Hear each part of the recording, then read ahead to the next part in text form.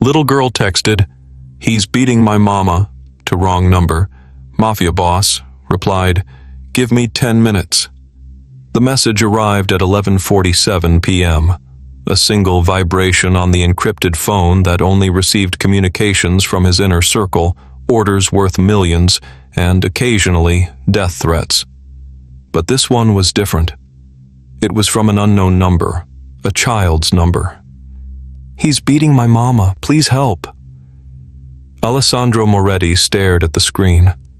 His jaw tightened. Wrong numbers didn't reach this phone. Impossible. A mistake, a glitch, someone's desperate fingers typing the wrong digits.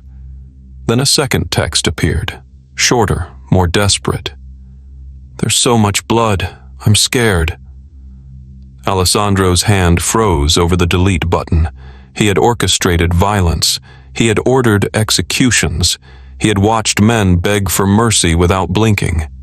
But this trembling plea from someone who had nothing and no one, unlocked something he'd buried 23 years ago. He typed 4 words, "Give me 10 minutes." Before Alessandro kicks down that door and changes 2 lives forever, make sure you're subscribed so you never miss a moment of passion, protection, and powerful love. Hit that subscribe button right now. Drop A in the comments if you're already rooting for Alessandro, and tell me, do you think he'll make it in time? Let's find out together. No calculation, no risk assessment, no second guessing. Alessandro grabbed his keys, checked the .45 at his waist, and moved toward the door. His lieutenant, Victor, looked up sharply. "Boss, where are you?" Alessandro didn't answer. He didn't slow down, because something in those words, that raw, childlike terror, reached through the concrete walls he'd built around the scared boy he used to be. As his car ripped through Boston's streets, another message lit up his screen. "I can hear him looking for me. He's breaking things." Alessandro's knuckles turned white on the steering wheel. His heart, silent for so long, hammered against his ribs. Red lights became suggestions. GPS showed 8 minutes. He needed 6. By the time he pulled up to that small house in South Boston, he already knew. Tonight, Alessandro Moretti wasn't arriving as a mafia boss. He was arriving as the only thing standing between a 7-year-old girl and the monster hunting her. And what he discovered inside that house shattered the man he thought he'd become. Stay with me until the end, because what Alessandro found in that living room will break your heart and put it back together in ways you never expected. Alessandro Moretti had built his empire on a single rule. Emotion is weakness, and weakness gets you killed.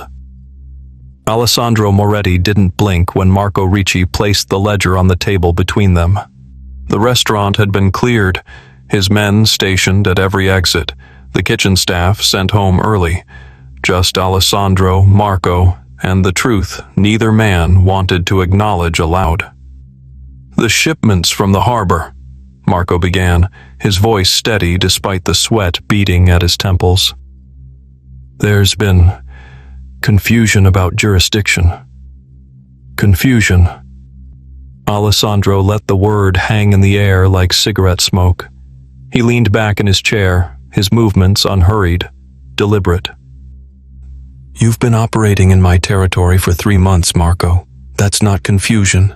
That's a choice." Marco's jaw tightened. Around them, the silence pressed down like a physical weight. Alessandro had learned long ago that silence was a weapon, sharper than any threat, more effective than any show of force. Let a man sit in silence long enough, and he'll confess to crimes you didn't even know he committed. "I want to make this right," Marco said finally. Alessandro nodded once. "Then you'll redirect your operation south of the river by Friday. You'll pay restitution for the lost revenue, 20% of your quarterly take. And Marco?" He leaned forward now, his dark eyes empty of everything except certainty.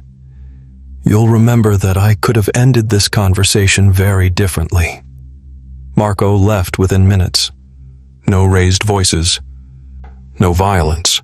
Just the quiet, suffocating pressure of a man who had perfected the art of controlled intimidation.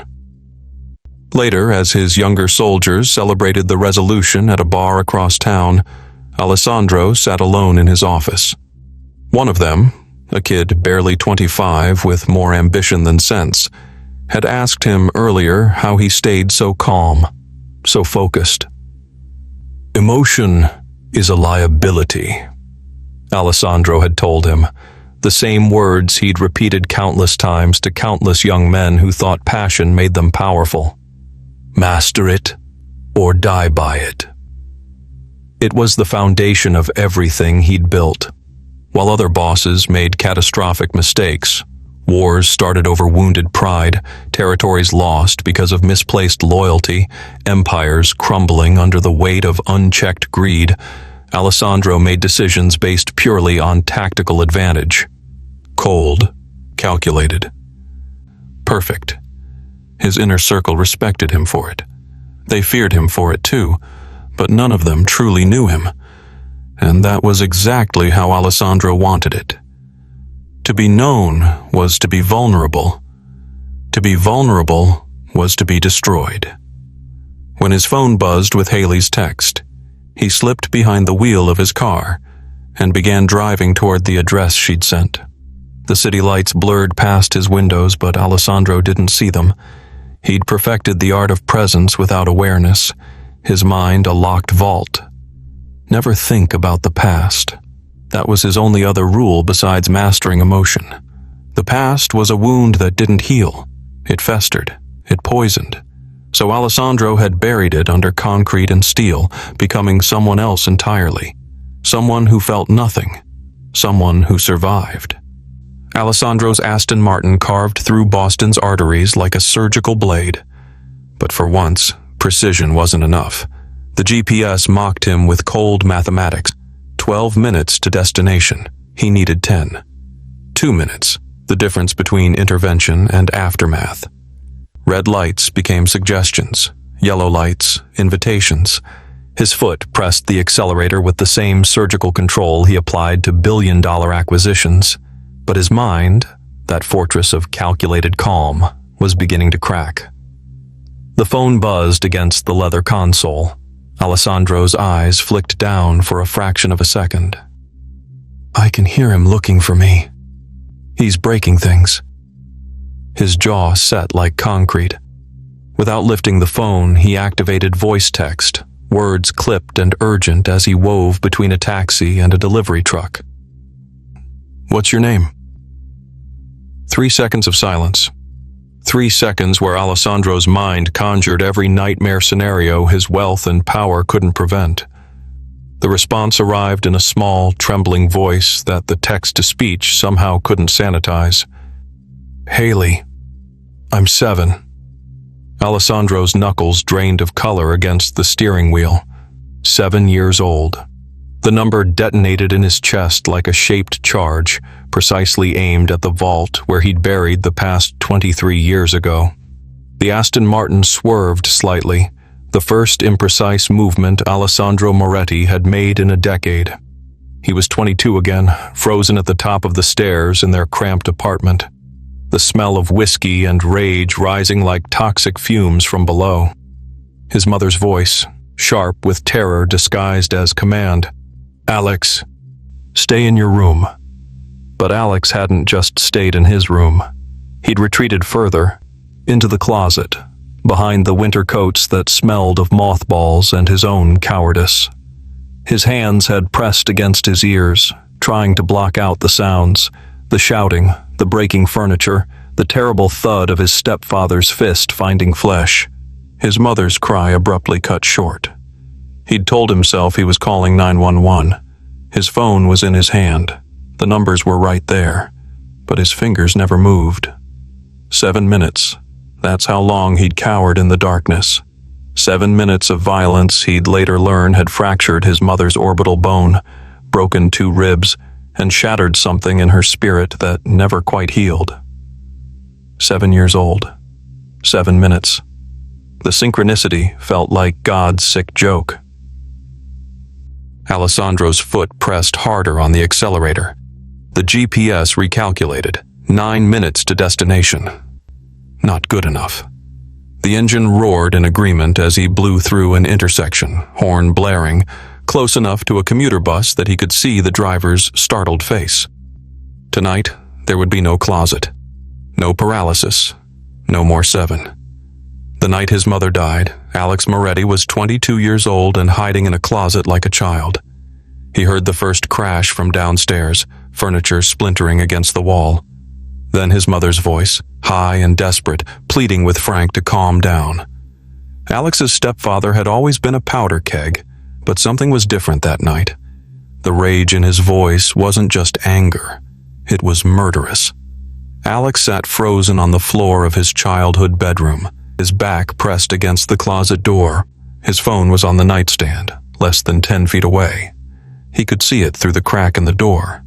But his legs wouldn't move. His hands shook so violently he couldn't have dialed even if he'd reached it. Just go downstairs. Do something. Anything. But fear had turned his body to stone. When the screaming stopped, the silence was worse. Alex finally forced himself to move, stumbling down the stairs on numb legs. The kitchen looked like a crime scene.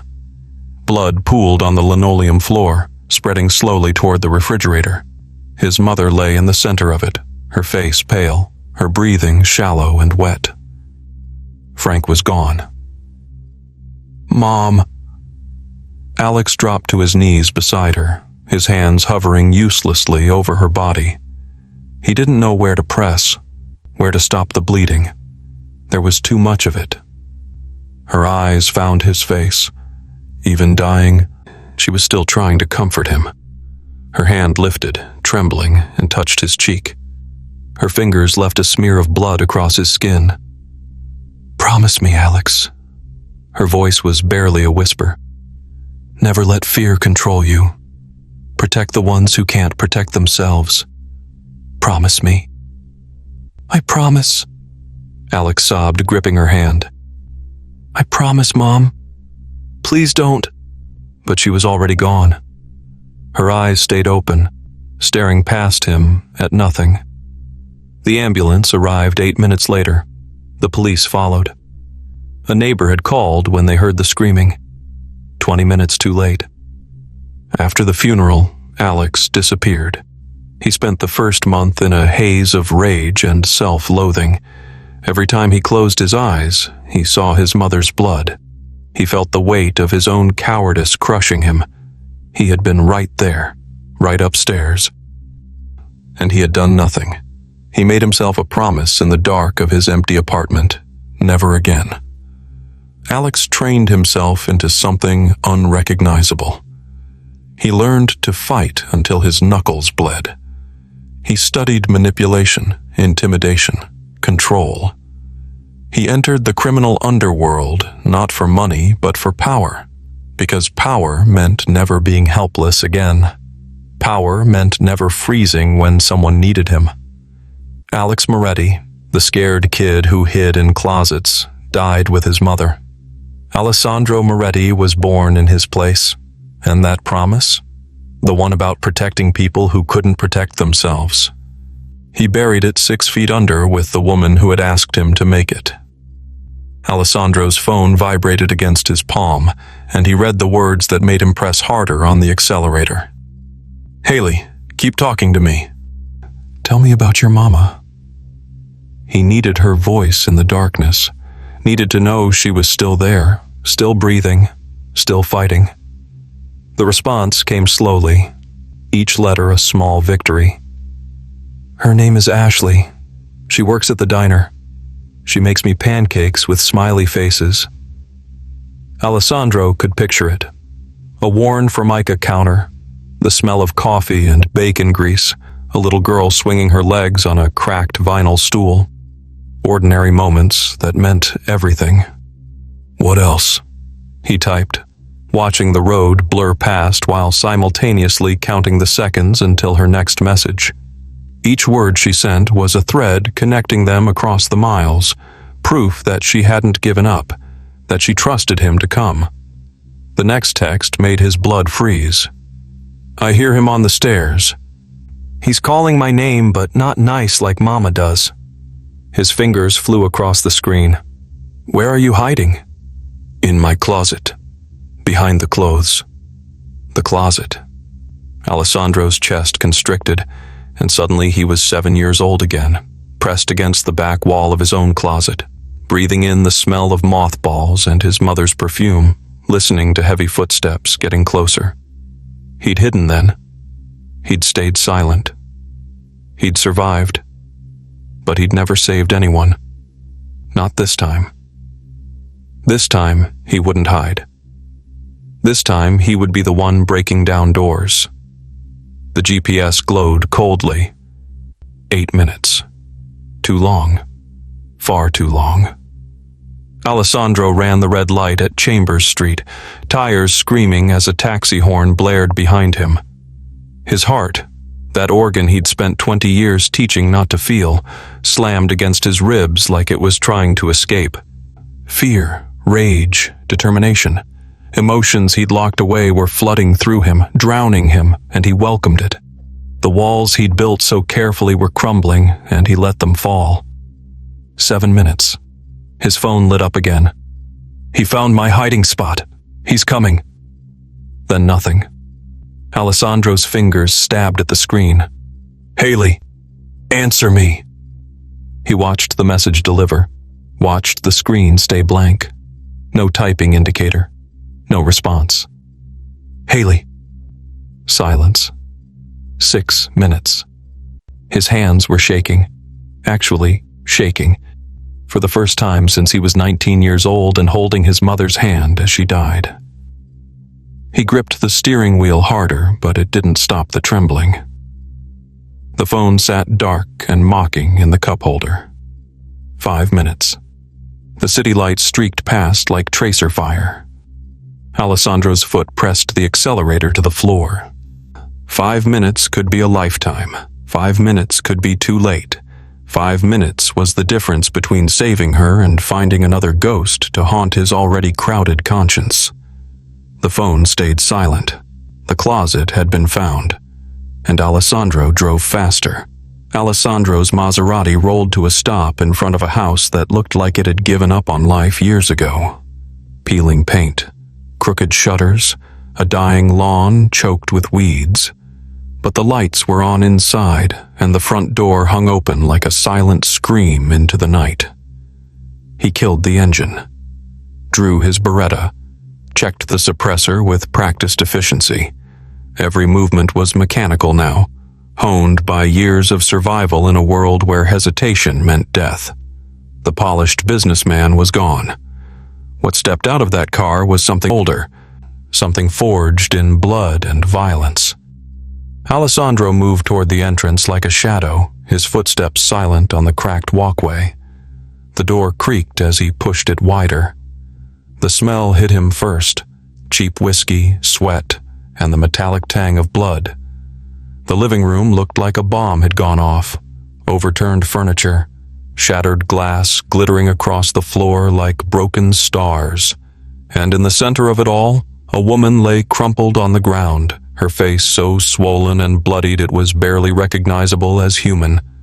Ashley Brooks, still breathing, but barely, shallow, wet gasps that rattled in her chest. Alessandro's jaw clenched so hard his teeth should have cracked. For a moment he wasn't in South Boston anymore. He was 8 years old, standing in a pool of his mother's blood, watching the light fade from her eyes while his father's footsteps echoed away down the hall. Then a voice shattered the memory. Upstairs, male, drunk and raging. Come out, you little brat. You want to see what happens to snitches? Heavy footsteps, the groan of old floorboards under significant weight. Alessandro's grip tightened on the Beretta. A mountain of a man appeared at the top of the stairs. Walton Briggs, Alessandro realized. He was massive, well over 200 pounds, his face flushed red with alcohol and rage. His knuckles were split and bloody. But what made Alessandro's blood turn to ice was what Walton was dragging behind him. Haley.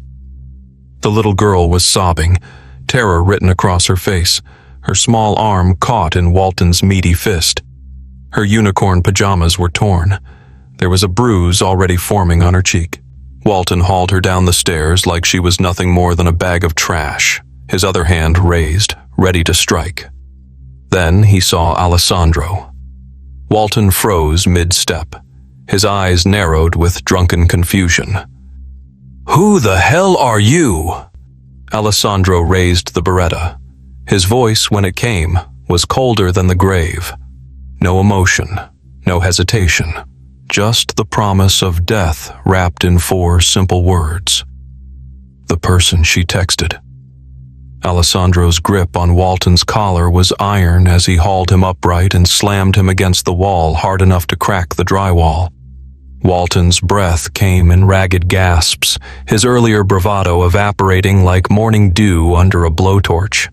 The stench of cheap whiskey rolled off him in waves, mixing with the acrid smell of fear sweat that now poured from every pore. "Please, man, I didn't mean—" Walton's voice cracked, trembling. "Shut up." Alessandro's words were surgical, each syllable dropping like a blade. "You're going to listen very carefully to what happens next." From the hallway, Haley stood frozen, her small frame silhouetted in the dim light. Her eyes were wide, glistening with tears that hadn't yet fallen.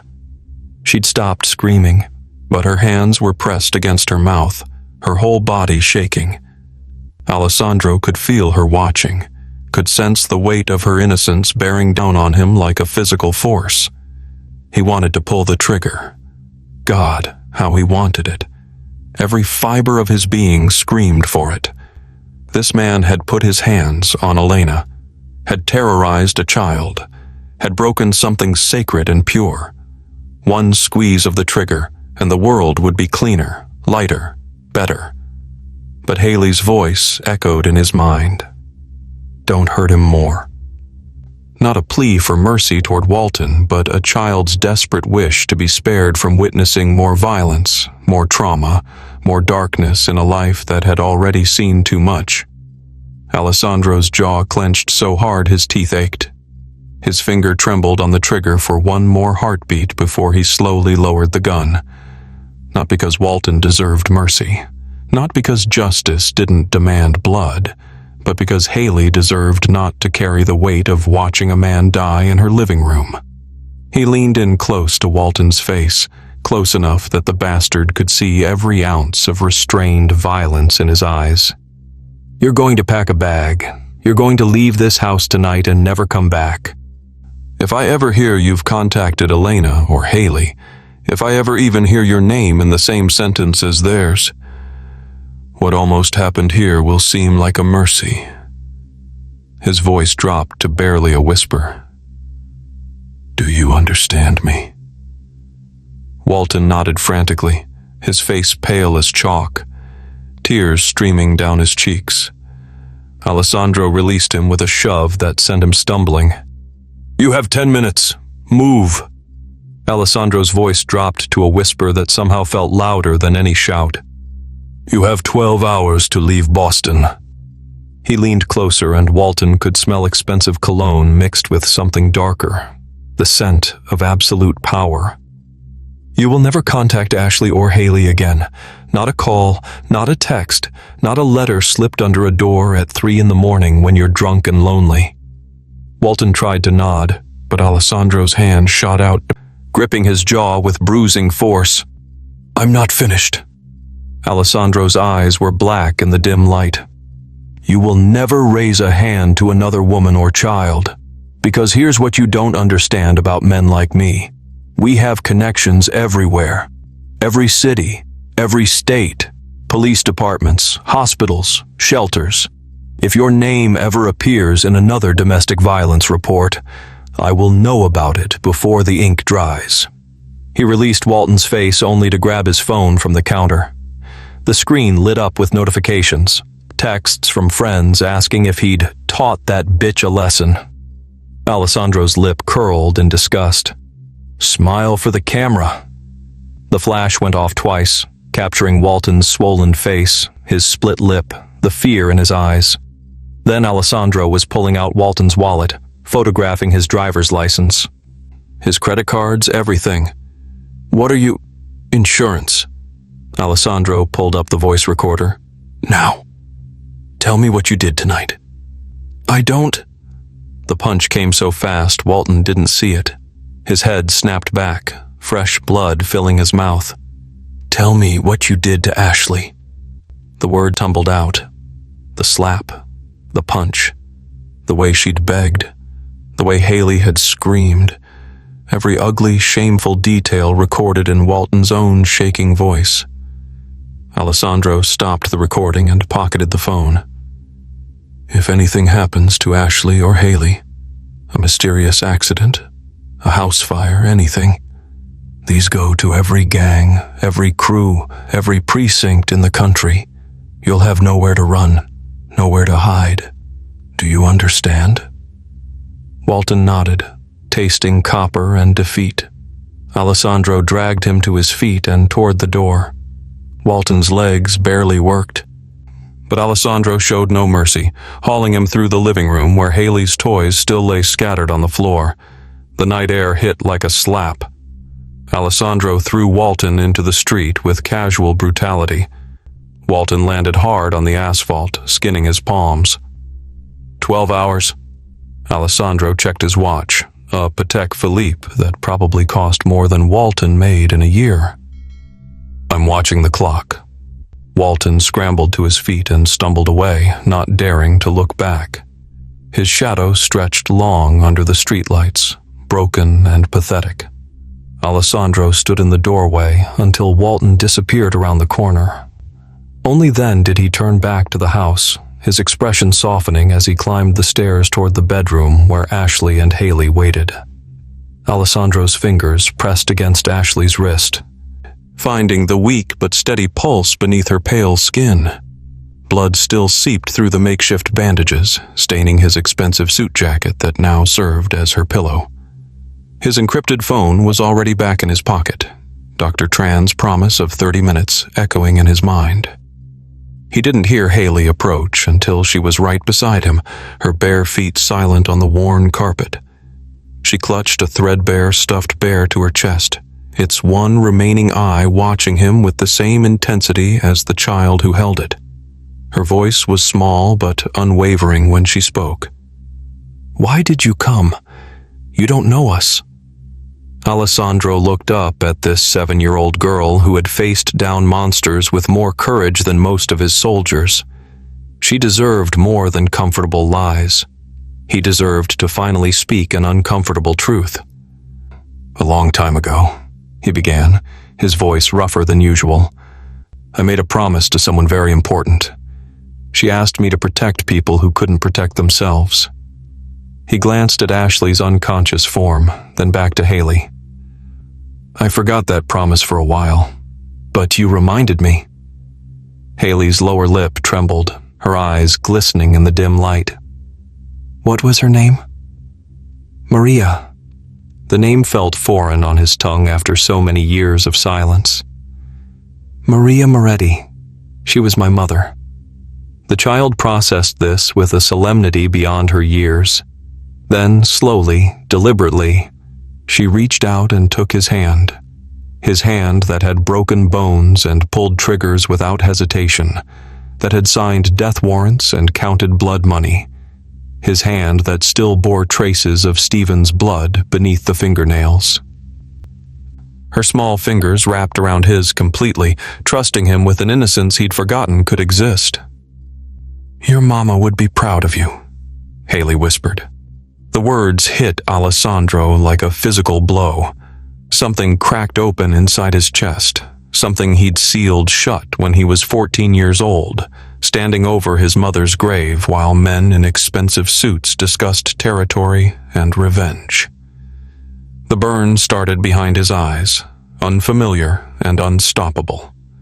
A single tear traced down his scarred cheek, then another. 23 years. 23 years since he'd allowed himself this weakness. But Haley didn't flinch away from his tears.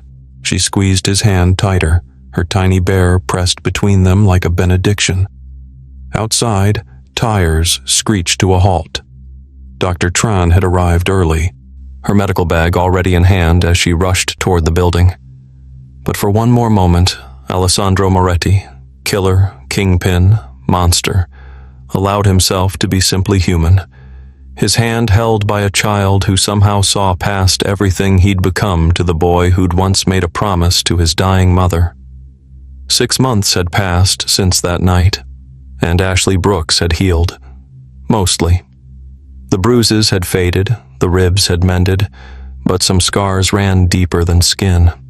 She and Haley lived in a brownstone apartment now, tucked into a neighborhood where the streets were clean and the neighbors smiled.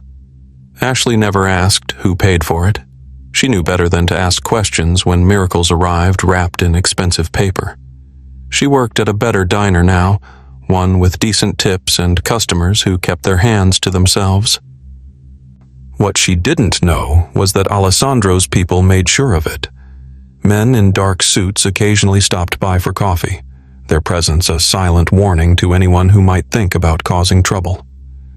Every Sunday at 2 o'clock, Alessandro arrived, not as the man who controlled half of Boston's underworld, but as Uncle Alex. He taught Haley chess at the kitchen table, his scarred hands moving pieces across the board with surprising gentleness. Strategy is about thinking 3 moves ahead, he'd explain, watching her face scrunch in concentration. He taught her basic self-defense, nothing lethal, just enough to break a grip and run. And he always brought Ashley flowers from the Italian market she'd mentioned loving once, months ago. Walton Briggs had vanished from Boston the night Alessandro's men escorted him to the state line. Rumors said he fled to Arizona or Nevada, somewhere he thought was safe. Those who understood Alessandro's reach knew better. There was no distance far enough. Walton would spend his remaining years glancing over his shoulder, and the moment he slipped up, Alessandro's network would know. Alessandro's empire continued its ruthless efficiency, but something fundamental had shifted. His inner circle noticed it first. He was still hard, still calculated, but no longer hollow. He'd started a quiet initiative, funding domestic violence shelters and placing survivors in safe housing. Word spread through his territory. Women and children were off limits. Those who broke this rule simply disappeared. Late one night, Alessandro's phone buzzed. A text from Haley, using the emergency phone he'd given Ashley. Uncle Alex. I got an A on my science project. Thank you for helping me with the volcano. Alessandro smiled, an expression so rare his reflection looked unfamiliar. He typed back, Proud of you. See you Sunday. He set down his phone and looked at the photograph now displayed on his desk, his mother, smiling, before everything fell apart. I kept my promise, Mama, he whispered into the empty room. Finally. Sometimes the wrong number reaches exactly the right person at exactly the right moment. A desperate child's text had found the one man with the power to save her and the buried conscience to care. Alessandro Moretti discovered that true strength wasn't the absence of feeling. It was the courage to feel, to care, and to act when it costs you everything. The coldest heart can thaw. The darkest soul can find light. And redemption can arrive in 10 minutes or less if you're brave enough to answer the call. Thank you for sticking around with me. My wonderful story family. If this gives you a chill, subscribe for more stories like this and let me know in the comment section where you're watching from. Because tomorrow, I will be giving you another story just as interesting as this one. And you don't want to miss it.